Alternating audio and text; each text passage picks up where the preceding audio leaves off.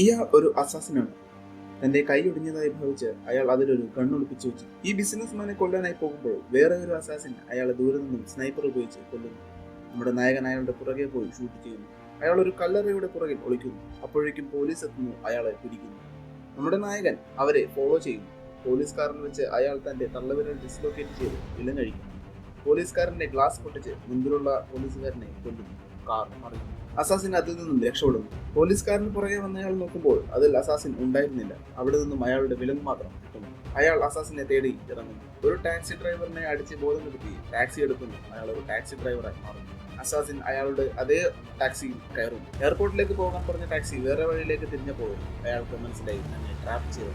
അവർ ഒരേപോലെ ഗണ്ണെടുത്ത് ഷൂട്ട് ചെയ്യാൻ പോകുന്നു. പക്ഷേ ബുള്ളറ്റ് പ്രൂഫ് ഗ്ലാസ് അവരുടെ ഇടയ്ക്ക് ഉണ്ടായിരുന്നു.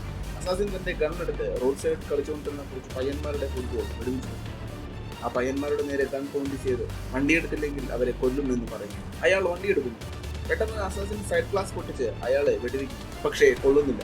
അവസരം മുതലാക്കി അയാൾ മുൻപിൽ കണ്ട ബസിന്റെ സൈഡ് ചേർത്ത് കാർ എടുത്തു. അസാസിൻ കാറിനും ബസിനും ഇടയിലായി പോകും.